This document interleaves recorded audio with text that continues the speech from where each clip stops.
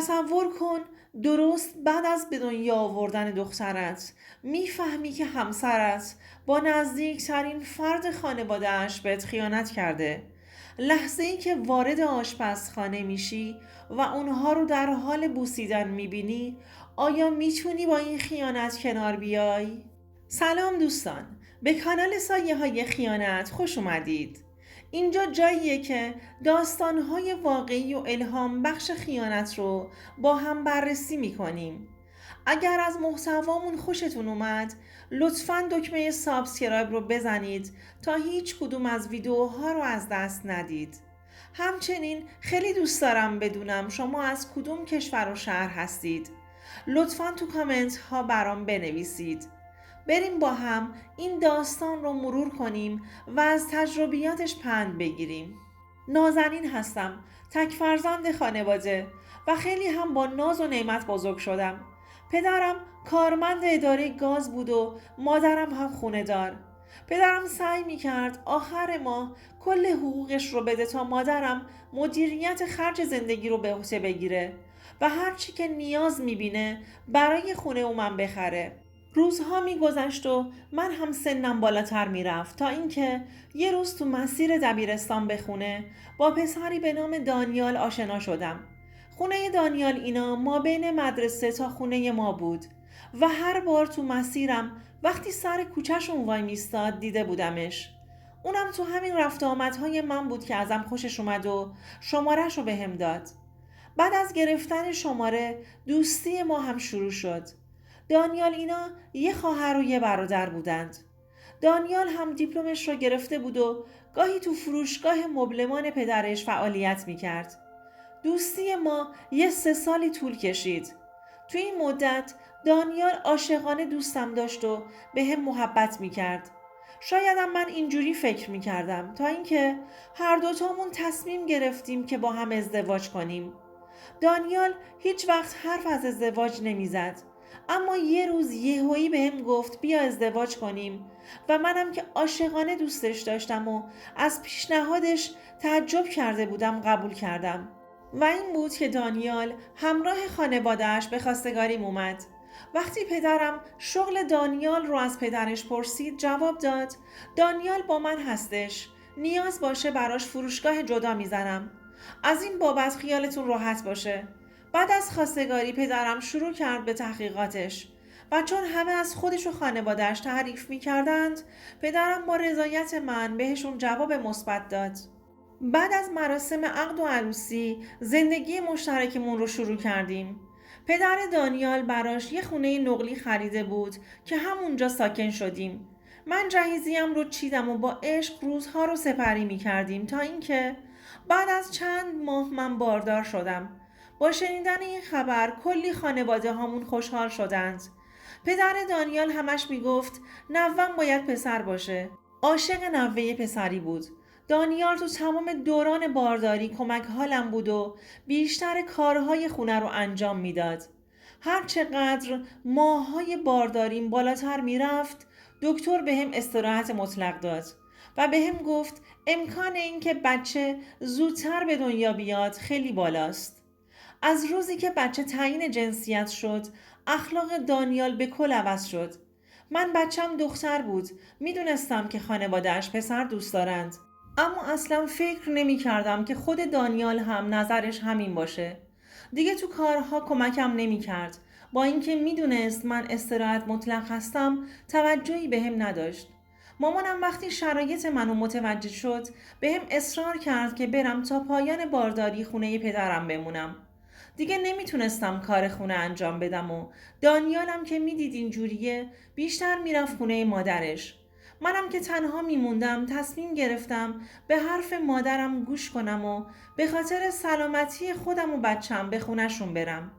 این بود که یه سری وسایل‌های مورد نیازم رو برداشتم، یه ماشین گرفتم و راهی شدم.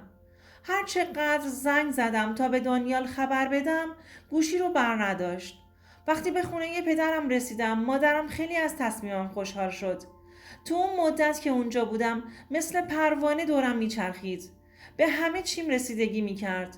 به خورد و خوراکم، به استراحتم، به جای خوابم، به هر چیزی که فکرش رو بکنید. مادرم اجازه نمیداد آب تو دلم تکون بخوره. دانیال خونه مادرم معذب بود و میگفت من خونه خودمون راحت ترم. در هفته فقط 2 بار می اومد. شامش رو میخورد و سری میرفت خونه. من از این کارش عذاب میکشیدم. تو دوران بارداری فقط چند ماه اول بارداریم از محبت شوهرم برخوردار بودم. بعد از مشخص شدن جنسیت بچه تمام محبتش رو ازم گرفت. گاهی اوقات ناراحت می شدم اما مادرم بهم دلداری میداد و میگفت که مرده، سر کار میره، خسته هستش، تو خونه خودش راحت تره. با این حرف ها آروم می شدم. در طول روز دانیال یه بارم بهم زنگ نمیزد. وقتی هم که خودم زنگ می زدم یا وقت نداشت یا اگرم وقت داشت با سردی با هم صحبت می کرد. می گفت از بابت خونه خیالت راحت. مادرم گاهی اوقات میاد اونجا و گردگیری میکنه و میره. خودمم که حواسم به همه چی هست. خونم خالی بود و نمیخواستم فکرم رو درگیر چیزهای دیگه کنم. اما میدونستم یه خبرایی هست. حسم خیلی قوی بود و این قضیه رو احساس میکردم. اما نمیخواستم با فکر و خیال به خودم آسیب بزنم.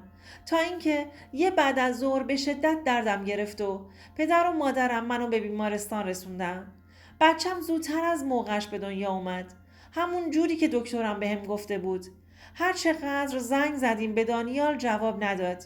مادرم مجبور شد به خانوادش زنگ بزنه و بهشون خبر بده. بعد از به دنیا اومدن دخترم اونو تو دستگاه گذاشتن که تا رشدش تکمیل بشه. منم 2 روز تو بیمارستان بودم و بعدش مرخصم کردند. با تمام دردهایی که داشتم روزها به بیمارستان برای شیر دادن دخترم میرفتم. اما از دانیال خبری نبود. انگار براش من و دخترم مهم نبودیم. من دیگه فقط بعد از خانوادم دخترم رو داشتم. خانواده ی همسرم فقط 1 بار به بیمارستان برای دیدن من و دخترم اومدند.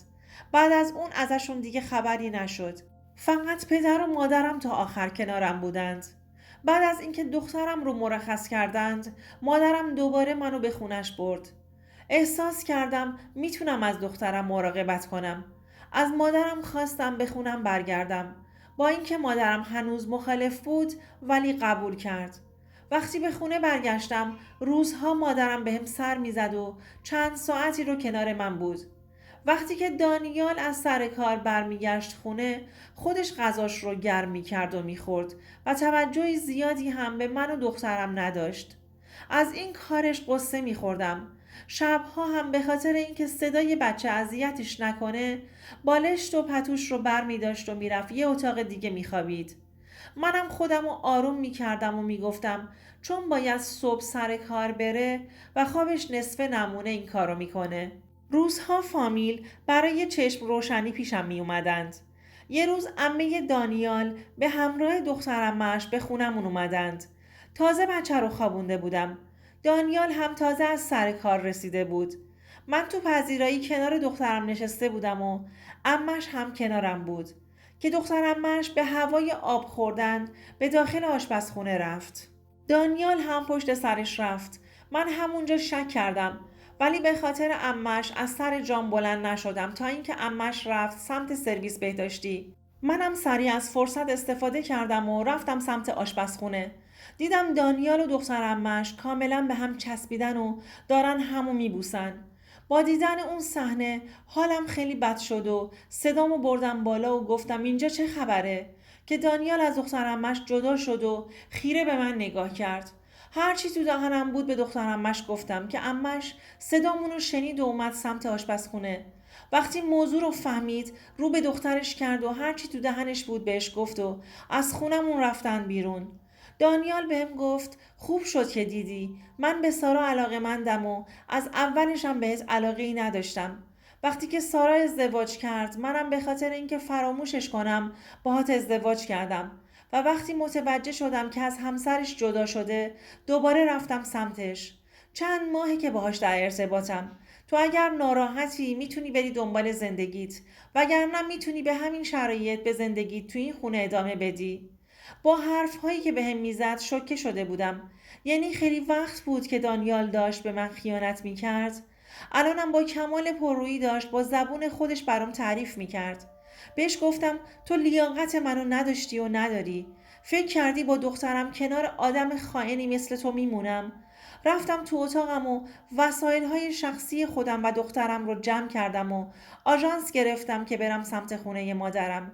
دانیال اصلا سعی نکرد جلومو بگیره. رفت نشست جلوی تلویزیون و شروع کرد به فیلم نگاه کردن. اصلا برای نگه داشتنمون هیچ تلاشی نکرد. قلبم شکسته شده بود. فقط بهش گفتم تو که دختر عمت رو دوست داشتی چرا با زندگی من بازی کردی؟ چرا زندگی منو به نابودی کشوندی؟ فقط نگام کرد و حرفی نزد. بعد از چند مدت کوتاه با تفاهم طرفین از هم جدا شدیم و دانیال حضانت دخترم رو به من داد. متوجه شدم که حتی دخترم هم براش ارزش نداره.